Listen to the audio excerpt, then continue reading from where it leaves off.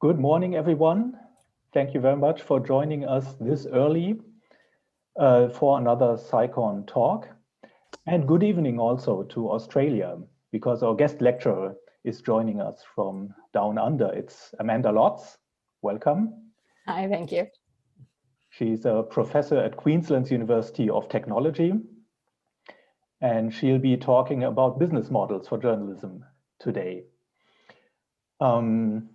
I should mention as a start that this session will be recorded. And if you have any questions to Amanda, please say so in the chat, and then maybe you can ask the question yourself, or you just type in the question in the chat.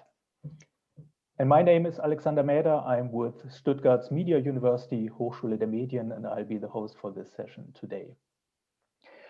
So our topic is connecting journalism to the right business model.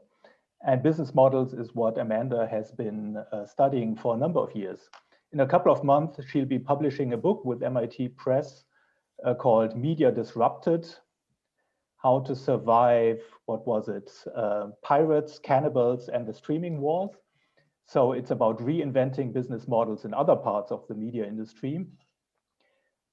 Today's topic is the business model of journalism. And the business model basically used to be that journalists attract the attention of the audience and then sell it to an advertiser. And this model is not working as well as it used to, so we have to rethink that. As Amanda is working in Australia, you might have heard that the Australian government just signed into law the News Media Bargaining Code, which had been changed after Facebook and Google had protested.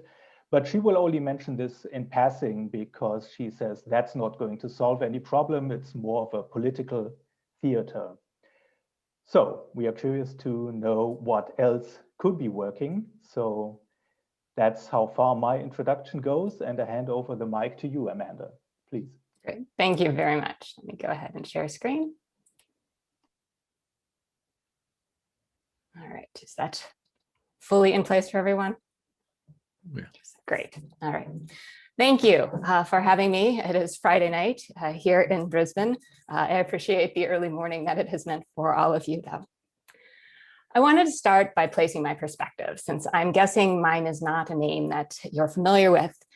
For the most part, I've been working on television and audiovisual industries. The approach that I take to studies is what I would characterize as a media industries approach. And even though I would make the argument that media industry studies is a very broad tent and that the study of journalism very much fits there as well, I think that given the pre-existence of a tradition of journalism studies, a lot of the scholars who study journalism from an industrial perspective just locate themselves there. But I included some of the works here on this slide that I would consider very much in conversation with what I do. And just to give you the short version of what is media industry studies, I often describe it as what happened when cultural studies and political economists started talking to each other. So my own work, I am primarily concerned with industrial structures, so things like the economics, regulation, and technology, and how they structure what is produced in media industries. My lens tends to be more of the meso to the macro. So of the texts here, I'd say something like Schlesinger's book focusing on a particular journalistic organization would be more micro, and I'm often looking at industry level dynamics. So a lot of the specifics tend to get ironed out a bit at that level. I am, if you haven't been able to figure from my accent, American, but I moved to Australia 2 years ago. And so today's talk will mostly be about the American and Australian context, which is probably more similar than different, but also offers some nice contrasts. And I just want to say here at the outset, to be very clear and rest everyone assured, that I'm very much on team journalism. However, I come at these issues with an economic lens, which means that I'm thinking always in terms of constrained possibility and things that are limiting, limits of time and limits of money. And so often that means also limits to perhaps the ideal of what could be. So, but please know that a world in which there is plenty of public interest journalism available is my goal, even though I may say some things that are hard to hear. So as introduced, Media Disrupted will be out in October. And the book came about, the previous book that I did took a look at a 20-year history of how different technologies, first cable and then internet distribution, changed US television, sort of the business behind why the series changed and things like that. And as I finished that project, I very much had a sense that I had figured something out about television, but I knew enough to know that I didn't really know the story about other media industries, but I didn't think that the story was exactly the same. And so I wanted to do a comparative work that set those stories up next to each other. And so the book takes a look at newspapers, recorded music, television, and film, mostly set in the US, but is meant to sort of identify both similarities and differences and explore what we can learn from that. The other image that you see here is the cover of a report that I did as part of a research team that wrote for the Australian government last year. So the project involved looking at business models supporting both journalism and drama, though I led the journalism section of it in Australia, and what the government called 12 comparable jurisdictions. And they were the United States, the UK, Ireland, Canada, New Zealand, Germany, France, Norway, Argentina, Israel, South Korea, and Singapore. And the nature of that report was, I think, very much the government recognizing that, hey, things aren't working, and asking some scholars to go looking and see, has anyone else figured out the issue here? And I'll talk a little bit about that. The report has not been made public. It is still only for the government and for its policymaking. However, it has received a Freedom of Information request. So hopefully sometime it may be more readily available. One of the things that comparative look did, though, it was a very interesting exercise in the sense that this technology and the disruption that it provided obviously is affecting many places. But what was interesting to see was the inconsistency in how the technological disruption was playing out. And we ultimately, sort of in trying to understand why that was, we came down to these four reasons that structured the different impact, but it also created a situation where it's very difficult to sort of look at what Norway's doing and apply it to Australia, because there are all these pre-existing historical sociocultural factors that explain why newspapers in Norway are the way they are now and why you can't make them that way in Australia tomorrow. So the four factors I'll just talk through briefly. The pre-existing investment in journalism was a big one. And so as you all are very aware, I'm sure, Western Europe has a much more robust history of supporting newspapers either through subsidy or other supports. And many of those countries also had migrated those supports for the paper era onto the digital or online distribution.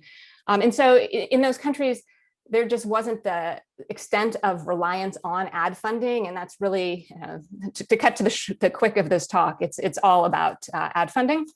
And so as a result, the countries weren't in exactly as much crisis as, let's say, the US and Australia, but also what was important is the immediate period before digitization. The US and Australia went through a period of extensive corporatization in which newspapers became publicly traded stocks, valued for their investment quality. And part of the consequence of that were 2 decades of eroding really the substance of the paper in order to make whatever numbers needed to be shown for investors at quarterly intervals. And as a result, the value proposition of papers in many places just eroded significantly. And it wasn't really apparent because readers had nowhere else to go. Advertisers had nowhere else to go. They too were feeling very stressed by the situation. But it did sort of set up a really unfortunate situation once the arrival of the internet and new ways of advertising and communicating presented themselves. The second factor is the level of investment in the national broadcaster. So the US and Australia are really different here, and they're good examples in that sense. So the national broadcaster, it seems, can really serve as a safety net in a period of transition, especially if a newspaper industry is struggling, as I would argue is the case in Australia. We don't have a public broadcaster nearly as strongly funded as Western Europe, but it's okay.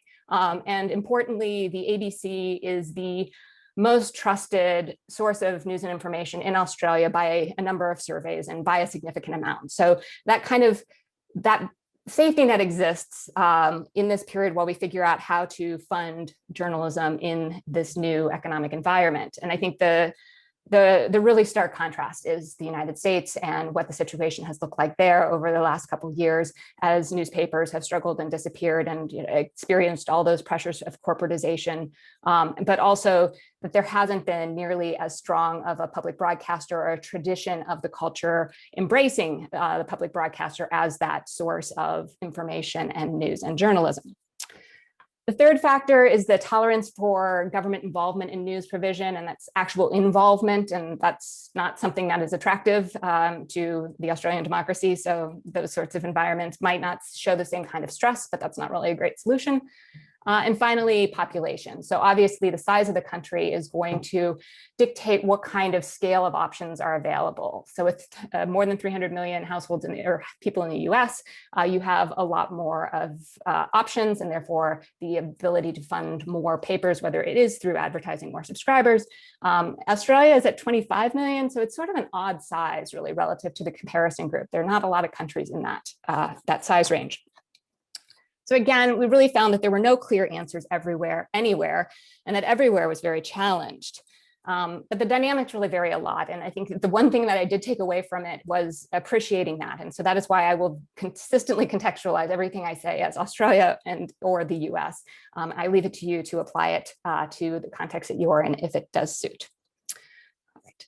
So a key starting point for understanding the problem, which I think actually is a core part of the problem, is that the problem has been misunderstood, is that the newspaper crisis, at least in places like the US and Australia, results from them no longer being as effective of a tool for attracting attention.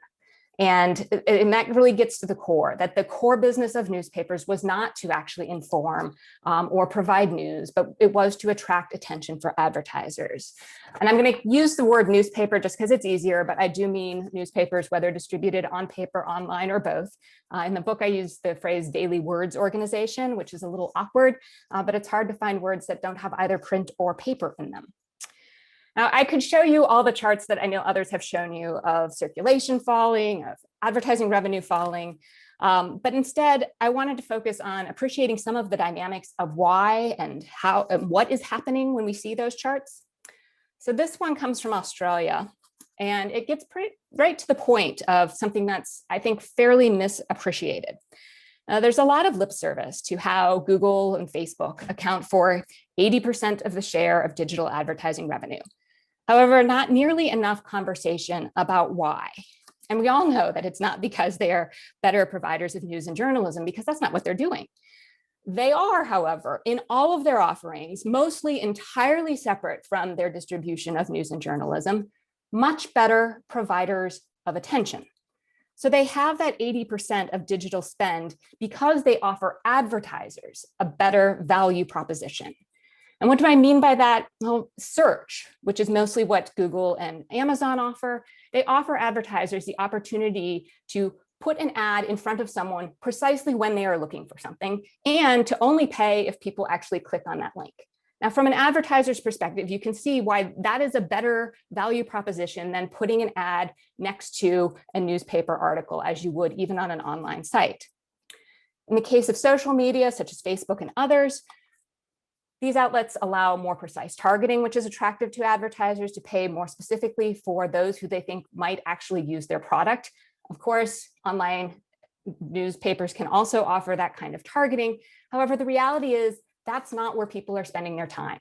If you think about your own life and the amount of time that you spend with a device going like this, the place where increasingly people in many societies live is in those social media feeds. And that is what makes the advertising space in them so valuable. So what is happening in terms of that 80% of digital advertising being taken by those organizations has nothing to do with news and journalism, and simply has everything to do with how they work as advertising technologies. And the consequence of this, of course, is especially stark for countries that were heavily dependent on advertising. So the US, 80% of newspaper revenues came from advertising. In Australia, it's 70%. And it's the chart here shows you that spending as a share of advertising in Australia has fallen from 60 to 12% between the years of 2000 and 2017. So you can imagine if you lose roughly 4/5 of your revenue, that's going to have some really dire implications for the product that was being used to attract attention. So again, this is not about journalism, but it's about the fact that ad-funded journalism was not in the news business, but the attention business, and that new technologies are better at attracting attention. They aren't the only casualty. If we look around, it used to be that advertisers spent money on phone books or on direct mail, and those are gone too. Of course, the problem is that societies need certain types of news and information. And without a viable commercial model, it is unclear how that content persists if advertising isn't going to pay for it anymore. And I just pulled this slide this morning. This was an article that was advertised on the ABC website next to this morning's article about the Facebook situation. But this is exactly the kind of frame that continues to persist that I think prevents us from understanding that the problem isn't that indeed the digital giants are taking away money from the newspapers, right? That it's not because people are watching and getting their news from Facebook or Google. It's really because of the advertising technology. And that is why the money is moving. And I think this is a really difficult concept to embrace because most of the people, at least in Australia and America, who are alive now for their entire lives, so much of the provision of news and journalism has come and been supported by advertisers. And so I have a metaphor, and I will try it on this audience. Imagine if in the immediate post-war era, which was the time in which Australia and America largely paved the country, the major infrastructure, roadways were constructed in that time. Imagine if there, through some magic, was a technology that allowed advertising in roads. And as a result, advertisers were like, we'll build the roads, we'll pay for it. And as a result, governments didn't spend any of that money. And for decades, the system worked great. All that money staying in government spending on other things. And then the internet comes along. And sure enough, it is a better way to advertise. And societies would still need roads. And you can't do a lot about advertisers leaving, and funding something that they previously funded. And so that's sort of where we are with journalism, but all of it gets kind of confused because of this conversation about where you read your news. But at the core of the problem, it's simply a question of advertisers moving to a new platform that has nothing to do with journalism. So this, I would argue, is by far the core of the problem, especially in countries that are heavily ad support or reliant on ad support. But there are other factors, and a key one is this issue of unbundling. And unbundling speaks to why the value proposition to readers has been eroded and how internet communication technologies have largely come to serve many of the functions that the newspapers originally played. And we need to understand unbundling, at least especially in the US and Australia, because it explains why solutions that are focused on saving organizations that have eroded value to readers and for stockholder gains over the last 40 years are really not where efforts to save journalism need to be focused. Economically, unbundling is crucial because the way that the newspaper became a mass good was by bundling together a variety of contents that served a mass and heterogeneous audience. That's what made its audience attractive to advertisers. However, newspapers, whether delivered online or on paper, no longer provide that same value to readers because readers are able to get a lot of those pieces that were once only in the newspaper in so many other places. For example, a key part of what newspapers offered was information. By information, I mean things like the weather, sports scores. And you probably can think of all of the ways that you now get your weather and sports scores that aren't the newspaper. And it's a simple point, but for those of you who are old enough to remember life before the internet, now, how would you have found out what the weather was going to be like tomorrow in a pre-digital era? You probably would have gone to find the newspaper that arrived earlier in the day, or you would have had to sit around and wait for the weather to be forecast on a radio or television channel. And so these really simple things actually did add significant value to the newspaper. I'm going to make a distinction here, and just please go with it for the short talk, between news and journalism. And I do that because internet communication technologies affect them differently. So news is that very thin layer of information. What happened? Honestly, it's the kind of information or the kind of coverage that we get from broadcasters for the most part, commercial broadcasters especially. Just basic, this stuff happened, right? Not the in-depth investigation, and that's what we get with journalism. News has become ubiquitous. News has become ubiquitous, and as a result, it's lost its commodity value. And so it too used to be part of why people would go to a newspaper, and they increasingly don't need to. And this is a long process. We can chart the decline in circulation back to the introduction of radio and television for a reason. People have been going to get news in other places for some time. But now the places that we can get basic news and find out what is happening have become so plentiful that having that really doesn't provide value to newspapers in the way it once did. So just before I get on with this next slide, I think you'll see that I've ended up exactly in the same place as Victor Picard and Magna Konieczna, which is to say that we are very much in need of a different source of funding. And it doesn't need to be a source of funding for everything. A lot of things are available in different ways, and an advertising model works very well for weather and sports scores. But we do need to find a way to fund the bits with social value. I do have a couple charts that I don't think you've seen. They're all done by the Reuters Institute for the Study of Journalism. But before I put those up, some background. Clayton Christensen is a name that might be familiar to those who've studied business. He's best known for his theory of disruptive innovation, which is a theory that gets thrown around a lot in discussions about internet technologies and technological disruption. But he's also a theorist who came up with this theory called the theory of jobs to be done, which is much more helpful for understanding how internet communication technologies have disrupted media. The theory has businesses focus on the job that they do for consumers, or why consumers hire them. So in this context, instead of starting from something like, how can newspapers go online, we'd start, at least in the US and Australia, by asking, why do people give their attention to the newspaper? Or how might internet communication technologies better attract attention? So a lot of innovation focuses on using digital tools to improve journalism. But the trouble is that's actually not been the core of the business, at least the ad-supported business. And therefore, a lot of solutions have been put in place that weren't actually solving the problem that was at its core. The new technology often offers innovations that allow businesses to do that job better or in different ways. And the theory of jobs to be done focuses on business strategy on harnessing the technological innovation to strengthen value propositions offered to consumers. So it's a very consumer-centric approach that makes business strategy a matter of offense rather than defense. And if you look across media industries, let's say to both music and video, and you consider what has happened there and the success of companies such as Spotify or Netflix and everyone else in that sector, and think about why they are successful. A lot of that has to do with the fact that they help consumers do the thing that they want, listen to music, be entertained by video, much better than the technologies previous.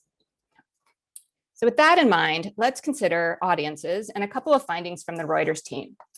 The first bit is from their study of the 2019 UK general election, which tracked more than 1,700 people aged 18 to 65 across mobile and desktop devices for 6 weeks to find out how much time they spend with news. And the result is kind of stunning. And the answer is they spend very little time with news. So 3% of the time was spent with news, which accounted for a mere 16% of news content being read by the average user per week. In another study, they took a look at frequency of news use and reported news engagement, again, across a broad multinational survey. And I think here they found something really telling, that the market for people for whom something like deep reporting is important is relatively small. And so the journalism may indeed be very valuable, but a lot of people neither have the time nor the spending capacity, perhaps, to really engage. So that's 17% of news lovers. You know, that's really the market. If you're looking to shift from advertiser spending to subscriber spending, your market isn't all consumers or all people who used to buy newspapers. It's more likely in that 17% range. And I'm really struck that the daily briefers, what defines them? It actually explains quite well to me why The statistics in the US and Australia have consistently shown that the #1 source of news in those countries is television. And the daily briefers, they're getting their news from a source like television rather than something with much greater depth. So this is not to say, of course, that journalism is not important. It is important in many ways, in economic ways, however, that don't show up on the balance sheet. This is simply evidence for an argument for being realistic about where the money can come from. As promised, a brief conversation about the bargaining code. The conversation is brief because the bargaining code is actually not about journalism. So where to start? I've done a lot of media on this lately. The bargaining code is not a good solution. So it is built very much on a misunderstanding of the market dynamics. Nothing guarantees the solutions that are going to go toward journalism. So yes, there is now some money. There have been deals struck mostly with Google and Facebook, but we have no reason to know that that money is going anywhere other than to the investors of those major news corporations who have been eroding the value to news consumers, in fact, for decades, or in any way going to shore up any public interest. So I'm most frustrated with the situation because a whole lot of time and political will has gone into this, and it could have been spent on something far more useful. And if you want a deeper dive, I think one of the best pieces of coverage that I saw is this link, the story from Tech Dirt by Mike Masnick. So if you want to have a look there. There are many reasons to go after companies like Facebook and Google. The fact that their practices in the ad market are uncompetitive, which is something that the ACCC, the Australia's regulator, identified in its digital platform report, and yet that no action has been taken. On the fact that they have anti-competitive advantage that comes from their participation in multiple markets, right? Specifically Google and Amazon. We could go after them for privacy issues or for speech issues. But it's a bit of a logic jump to sort of presume that they should be responsible for funding an essential public need, such as journalism. Now, there's a better way to do this if you did want to follow that line, which would be to tax advertising and to use those revenues to support public interest information sources. But any government that takes such an approach needs to first make sure that the money that they target is going to the right place, and not propping up companies that have been in the business of providing attention and having that as their priority. Secondly, that they need to act in a way that shows that they have some understanding of the economic dynamics. Again, that the issue at its center is that advertisers have found a better way to buy attention. And finally, recognize that the risks of becoming dependent on this other source are similarly great because market dynamics change. And Nikki Usher's research has been taking a look at this as well. And so maybe, yes, we could turn to big tech and expect them to fund public interest journalism for the next few years, but what happens next? And so it's really a replaying of exactly the same problem in terms of relying on corporations to fund something that doesn't really have so much to do with those corporations. I mean, so what we end up with is everybody's ego intact, and unfortunately, journalism no better off. But shifting to things that might get us better off, because that's a better way to end a talk, I think what we really need to do is stop speaking in generalities. The future of journalism and the future of the daily words industry are not necessarily the same thing. And also, we have very different fates being shaped for different kinds of content. And so I want to just talk about sort of 3 different kinds of content and why we see different market opportunities and limitations for them. So given the structural givens of the digital information economy, in many markets, most of what we have are publishers that are providing general content. And the advantage of that general content is that it can scale.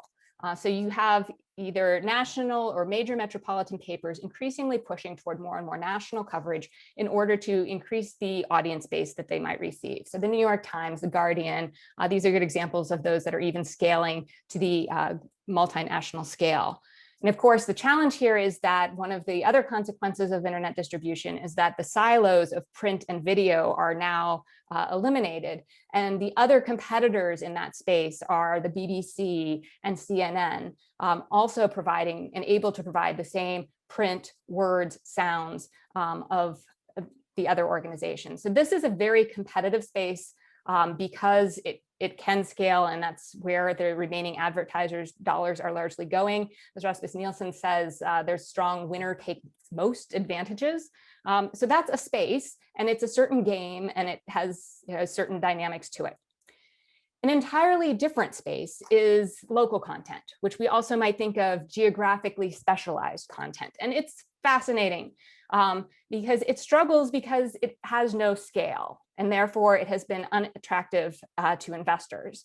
However, there's also no substitute. So even though the internet has brought us so many substitutes for the kind of information and news that we used to get from newspapers, very little can be found, at least in the US and Australia, in terms of helping people be more informed about their immediate communities. So there's really there's pent-up desire and demand, but we haven't quite figured out what is the business model to make that work. And it's likely something that's nonprofit, and it's something that probably needs to support and create opportunities for it to scale in some ways, not in the content side, but maybe on the back end.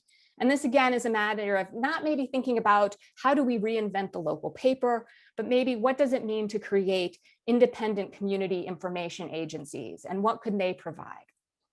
Finally, and I think most relevant to this conversation, is the space of specialized journalism or specialized content. And so this is content on a specific topic or theme that's generally absent at either the general or local content levels, but it is content about which a niche audience, at least, is passionate.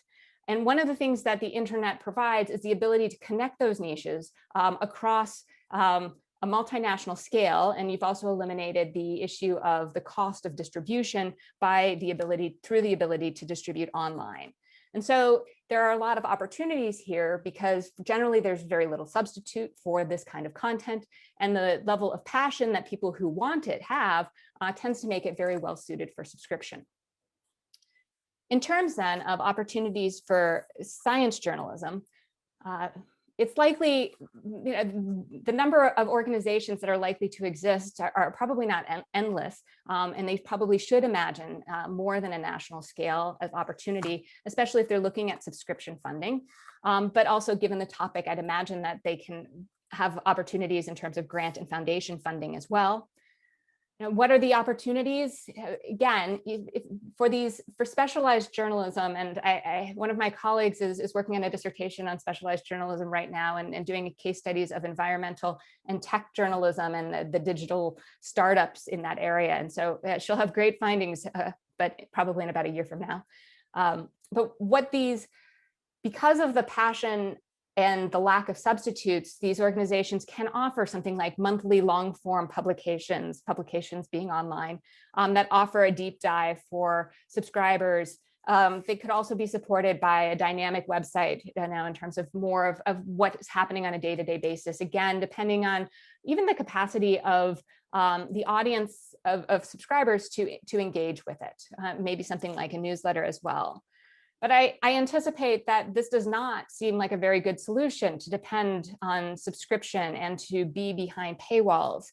And in listening to the other talks in the series, I was struck by the example that Magna offered of in Wisconsin, and thought specifically how well the idea of partnerships might apply here. And the analogy that I have in my mind is the relationship in academia between scholarly academic writing and conversation articles.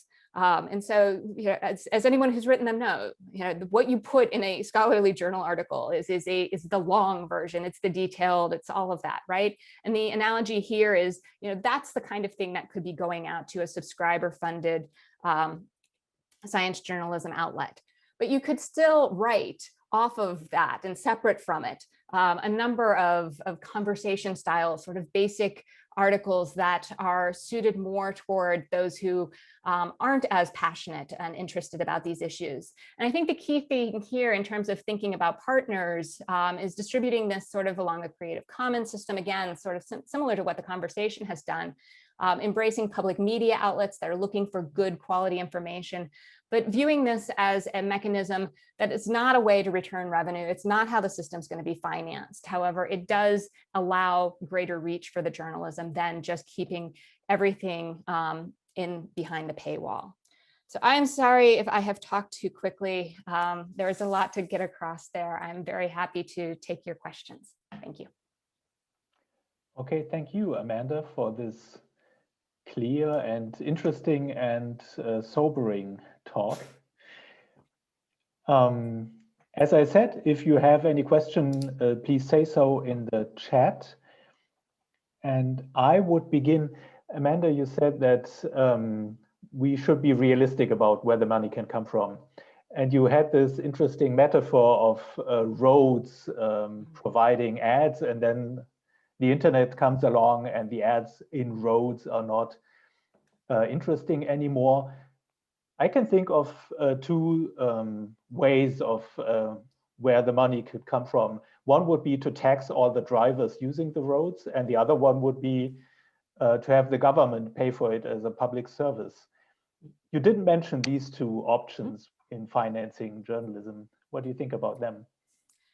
Yeah, I didn't mention them because they are very nationally specific in terms of how, to what degree they do or don't seem as options. But in general, it can be said that there are three ways to fund media: through advertisers, through direct subscriber payment, and through public funds. And we can look at their slight differences in how those public funds are collected, whether it's in some cases, it's a flat tax, and so it's still coming from the people one way or another. But the political appetite tends to vary depending on how you label it. But yes, how do we pay for the things that our societies need to function? One of the most efficient ways is to have government funding. And then from there, figuring out what are the protections and the dynamics that need built in to make sure that press service remains independent from where that money is coming from. And I will say, I am still sort of trying to fully appreciate the Australian context, but here it is a very difficult issue, and that there's very strong sentiment in many parts of government that feel that that view the public broadcaster as an adversary, right? And so that is the challenge, I think, in many countries. Yeah, I think we have a similar discussion here in Germany, but Volker would like to ask a question. Yeah, Volker Scholotz, great talk. Thanks a lot for pinning down the real problems.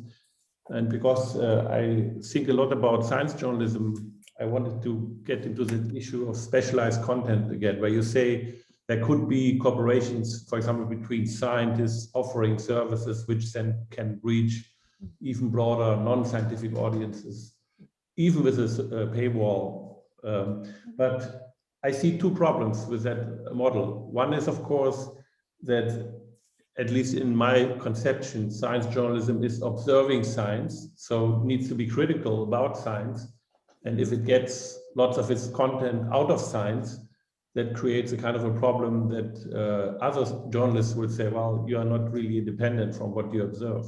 So you are funded by the guy you are observing, which is bad. That is a common motive of lots of criticism against science journalism. We are too close to science. And now if we even now take money from science and have to critically report about the same science, that creates a kind of a problem. I would like to have your opinion. And you see with organizations like Conversation who extract money from universities to then give, I mean, the journalists working there are basically giving journalists as a service for researchers to reach broader audiences. So there is no critical element in it. That is just another form of science communication to non-scientific publics. So what do you think about this kind of, if you say, yeah, of course, money can come from scientific organizations, the criticism will immediately follow. And therefore, like yeah, we have to find some different models for it. What do you think about this kind of connection? I'm sorry if I led you to believe that I was suggesting that scientific organizations fund this. That was not my impression. That's not what I meant to communicate. I was thinking instead that it's subscriber funded by people who care about science journalism and seek to have access to it. So I agree, obviously, all of the problems that you raised. And so I think that would circumvent sort of many of the concerns that you raised. Now, I noted the conversation. There are several challenges or flaws to the conversation model. I was really referring there more toward the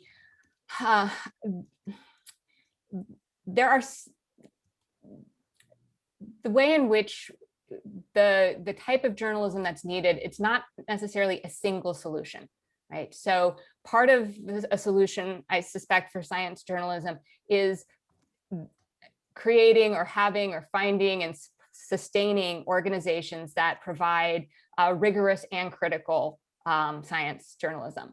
My impression of the marketplace is that that's probably not an enormous mass market product. However, there's also a need for people to be well informed at society level about journalism or about science issues. And so I was trying in that to sort of think about the ways in which an organization that is focused on receiving its funding based on its passion, subscriber base, could also use other distribution routes to make sure that a fair amount of the ideas are still being translated. I mean, in a large degree, that is what a conversation article is often. It's a translation of academic research to a lay community. And that's not the only thing the world needs, but that is a thing the world needs. And so that would be a way to keep the science journalism from just being locked up, because I think that's one of the biggest critiques that tends to be faced by turning to subscriber funding, right? Is that then it makes the ideas inaccessible. And maybe you can add one more question, and that is one chance I see for digital science journalism is that many of it can be international. So in principle, it's not as strongly connected to local audiences. You could try to address a global niche audience interested in critical reporting about science. This may seem like a big stretch. But in some ways, the specialized journalism space is sort of, it's what I see and what not a lot of other people see Netflix doing. And that's the extent to which Netflix, by having a global subscriber base, is able to develop content that caters to much more specific audiences than ever would have been produced. Let's say, I'll speak for the United States, right? That because in television in the United States is ad supported and needs to gather a mass audience, the sort of ideas and concepts that will appeal to that audience, must fit in pretty much this box. But because Netflix is aggregating a global audience, they're able to all of a sudden, find enough value in creating this thing that nobody else is creating. But across the world, there are enough people that make it worthwhile to create that show, given the value that it adds to their subscription. Thank you. Amanda, one of the main points of your talk, I think, was to treat the different parts of journalism differently. There's news, there's journalism, there's local journalism, specialized journalism. And now Christopher Buschow has a suggestion for the local journalism niche, but it's a long question. It's in the chat, but maybe he would like to explain it by talking. Is that possible? Yes, I can do this. Good morning, everybody. Thanks for your great talk, Amanda. Very interesting, very inspiring. I was wondering, when you talked about local journalism, you said there are no substitutes. And I would say for the hard news part, that is obviously true. We have some local blogs and these kind of things. But what we see in Germany is that a lot of soft news, like topics like cultural things in a city, local restaurants, beautiful sides of the city, such things emerge in social networks such as Instagram or Facebook. And these things are offered, or this content is offered at a price of zero because often influencers are producing it, not journalists. But obviously, these topic niches are also drivers for digital subscriptions of newspapers. And now they are offered in Instagram for the price of zero. So there is obviously no need to subscribe to a newspaper. And so obviously the hard news are also not coming in this bundle because you do not subscribe. So I was wondering what your take on this is from your perspective. That's a good example. It's another thing that's been unbundled effectively, right? So that those who went to and appreciated in their local paper the coverage of local community activities or restaurant reviews, those sorts of things, you know, are decreasingly there as well. I think the question of to what degree does a Facebook community provide a substitute, I think it's a bit debatable. And I struggle honestly with sort of the situation, again, here in Australia, where we have many local communities that have been reduced to having to rely on Facebook simply to know what's going on in their communities because they have lost local papers, and you know, to at the same time be you know, critiquing. At no point should that have ever been this case, right? These are commercial organizations that are not about making sure communities know what's going on. And so it's great if those exist and people use them in that way, but I would struggle to identify that as a any kind of solution that could be relied upon. And I think in different countries, we're seeing different things. There's dynamics. I think it's next door in the United States, where actually communities are, you know, using this as a platform that then becomes a way of policing neighborhoods, often in somewhat racist ways. So I think recognizing that having people contributing on Instagram and finding information on Facebook, those are good things, but those are supplements, and they don't replace the need for independent organizations, whether they are news-based or otherwise, that are a reliable place that members of a community can turn when they need to know some sort of information, or simply knowing that there is a place to go. One of the biggest, I think, losses that doesn't get talked about in terms of the erosion of newspaper circulation is how do you even get a public notice out, right? So in many cases, at least in the US, you know, entities are required to put a public notice if they're going to do something. But increasingly, these public notices go entirely without notice. And you know, as a population, you know, might want to know what's going on. There's not even a mechanism to keep track of those things. And in many different countries, sort of the level of sophistication of civic and city information sites are vary greatly. But I think generally across the board, there's still a need for some level of independent organization. And you know, maybe Instagram is free, but if there is enough value being added, then it's probably not inconceivable that people will pay for it, or that local advertisers would be willing to support you know, being able to reach a very specific audience as well. I think the difference is that we've left the era in which local newspapers are likely to be contributing such levels of profit that they are investor grade companies. You said that we should think about helping the audience get a job done. And I wonder, you said the problem is not with journalism, but maybe we could think about what we offer to the audience. Is it just information, or is it a sort of empowerment or connecting or something else? Would that be worthwhile exploring? Well, I think the key is that people were subscribing to newspapers for a lot of different reasons. And there's been a tendency, I think, to assume that they were mostly there for the news and journalism. And as a result, sort of what has happened perhaps wasn't anticipated, right? That, you know, who would have thought that the creation of weather apps is something that could damage the viability of a newspaper? They're largely sort of, I think, really surprising findings, but they're also, they make sense. And so, you know, to go to your point, I am still new here in Brisbane. I completely struggle. I have no idea, not even just what's going on in my immediate community. Coverage of Brisbane remains sort of this confusing thing to me.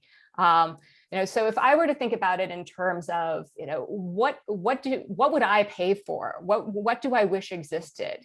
I wish there were an outlet that was, I don't need it every day. In fact, my life's probably too busy. But on once a week, I'd like to have a place that I can go and find out, what's available in my community. What are the issues? How are the actions of Brisbane City Council affecting where I live? And those sorts of things that are pretty basic. Are largely unavailable to people in many places. And so, that's, I think, an example of identifying there is a job that needs to be done. I don't need another, place to get national level news. There's a ton of them.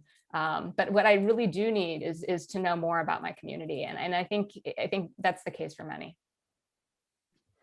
Okay, thank you. By the way, Christopher Bushel said he agreed to your response, but he was not suggesting Instagram as a solution, but rather as a threat to journalism, because you get so much information for free. Okay, Volker Stolotz has another question. Yeah, I wanted to come to the point of, you said that this unbundling has to do, of course, with that advertisement was kind of putting together things which no longer belong together. But for a classical newspaper, one thing a user, at least in my imagination, or also I think my practice, so I'm still a newspaper reader, is basically that you see things you don't want to see. Basically, you read headlines you never thought about that this is useful for you. But by just seeing this stuff, you build up basic knowledge, background knowledge about how the world is coming together, what a democracy is, what is happening in Africa, and I don't know what. So you don't want really to do this. You don't want to spend attention on it, but you still get something, and which is kind of creating a public space in which we can discuss issues which we would not be able to discuss if this space is being unbundled. And so therefore, I think there was a reason to, not just by spending attention to things you may not have wanted to spend attention to, but by just seeing things you didn't really look for, but you internalized something of it, and which is kind of a background information about how the world is working. Don't you think this is another value of a newspaper? And if it's debundled, then you don't have that anymore. Yes, it's a value, but also we can't put the bundle back together again. I think it's important to recognize that there's nothing natural about the bundle. The bundle is actually a response to technological conditions at the time. If you wanted to relay information to people on print, you had to put it on paper and you had to take it from point A to point B. And it didn't make sense to do that with every single story, right? You put together a bunch of stories, everything that happens in a day. And then in order to be able to pay for it, you had to attract all of these people to either justify the subscription rate or to get enough advertising in it. So this whole thing, came about in order to make the newspaper a viable good in the first place. I think as much as we may want it to be a different way, I think what is happening is that people are choosing, instead of spending that time, page looking up and down, and I am old enough that I grew up reading a paper and subscribed to a paper until 2013, when that paper was bought out and was no longer publishing anything that was interesting to me. It was all AP wire, and it wasn't about my community, and it was things that I already knew because I listened to the radio. And so I completely relate, and I miss that experience. But I think what we have seen is that populations, instead of relying on a news director to select the things that they should see in a day, they do so by who they select to be friends with or to follow. And that same kind of behavior is actually quite similar to what we do when we scroll through a feed. And by all means, most of what we are getting in that feed is not of the same quality, and it's very different than what was the case in newspapers. But at the same time, I don't know how you reverse that behavior when there are reasons why people have migrated to that experience instead. Okay, there is another question by Franco Zotter, who posted it in the chat. He asked about who should be part of the solution. Is it just investors or actors outside the market, like foundations or the state or civil society?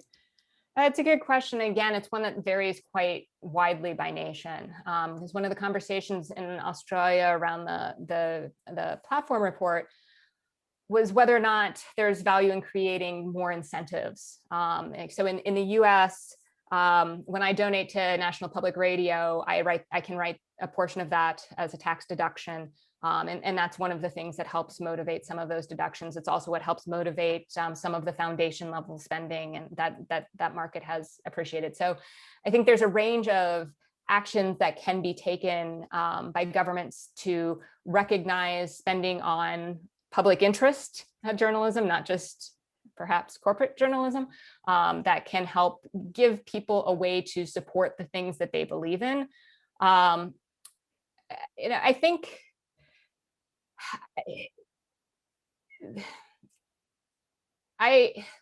again, every country with the layers of politics are so complicated. But I think at its core, governments are made up of the people that they represent.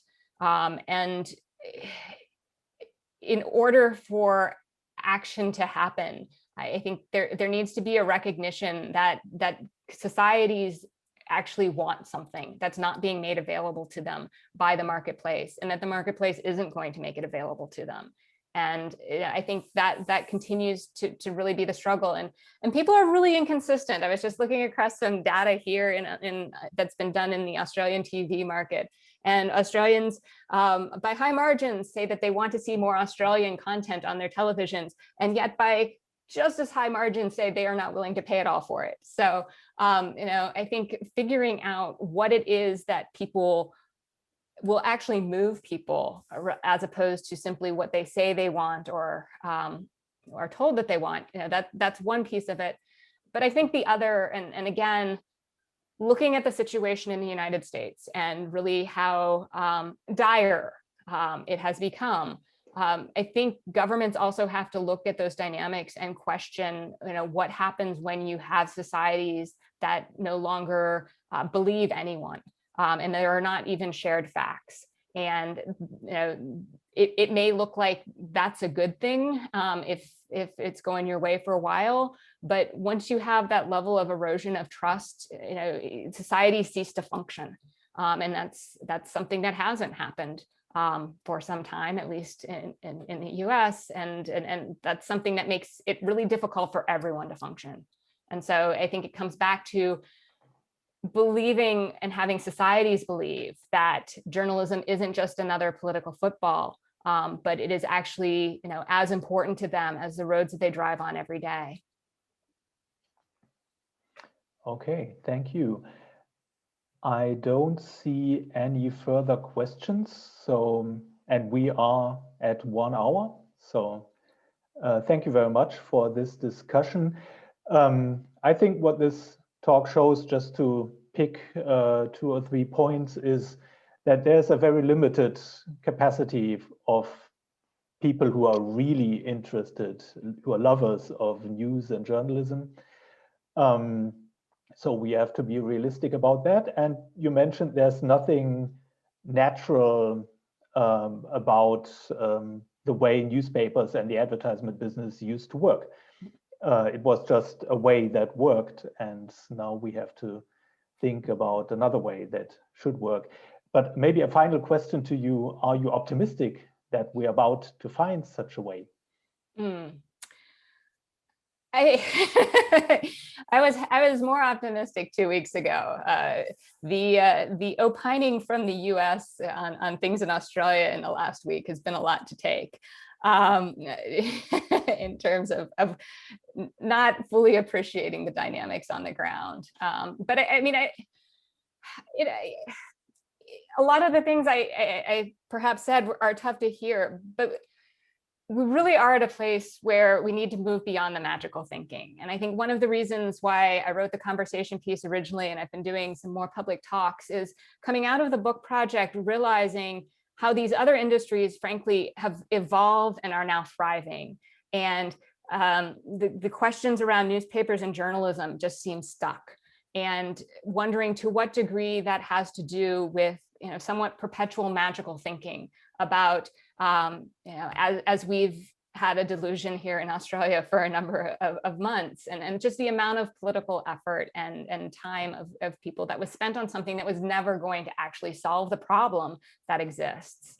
And so I think it is a really hard problem, and it's going to require the most difficult solutions, but that's really going to be the only way to fix it. And so I think it's a matter of finding the political will, and if anything, the kind of year that the world has had, I think should make very clear why these things are needed, how it is that societies can and can't function if they don't understand and share basic levels of information and news and journalism about the things that affect every day of their life. Okay. Cautiously optimistic. Cautiously optimistic. Thank you very much, Amanda Lotz, for this interesting talk and the great discussion. Thank you all for joining us, and have a nice day, respectively. Have a nice evening. Bye-bye. Thank you. Good night.